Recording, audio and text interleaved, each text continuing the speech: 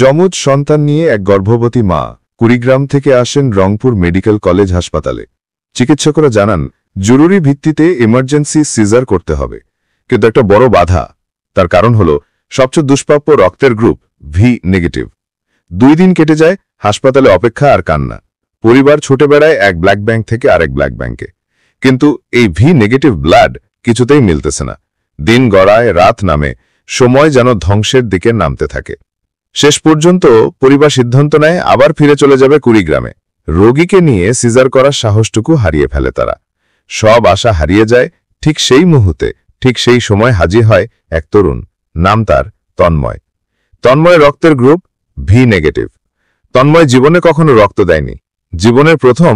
কিন্তু তিনি আজ কোনো রক্তদাতা নয়, কিন্তু তিনি আজ কোনো এক মায়ের মেয়ের 2টি সন্তান এবং মেয়েকে রক্ত দিয়ে জীবন বাঁচানোর আশার নাম।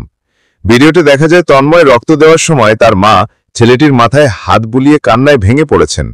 মেয়েটির মা তন্ময়ের দিকে তাকিয়ে আল্লাহর কাছে হাত তুলে দোয়া করেন আল্লাহ যেন তাকে 1000 বছর বাঁচিয়ে রাখে, আর নিজের আঁচল দিয়ে বারবার তার ঘাম মুছে দেন। বারবার দোয়া করেন তোমার মতো ছেলে যেন প্রতিটি মায়ের গর্ভে জন্ম নেয়। দোয়া করি আল্লাহ তোমার হায়াত বাড়িয়ে দেয়। তন্ময়ের রক্ত দেওয়াতে 2টি শিশু এবং ওই মায়ের মেয়ে নতুন জীবন ফিরে পায়। তোমরা যারা এক ফোঁটা রক্ত দাও বা রক্ত সংগ্রহ করে দাও, তোমাদের এই রক্ত দেওয়ার কারণে, রক্ত সংগ্রহ করে দেওয়ার কারণে হয়তো কোনো মা ও শিশুর জীবন বেঁচে যায়। এই মানবিকতার কাজ আল্লাহ যেন তোমাদেরকে দিয়ে সব সময় করায়।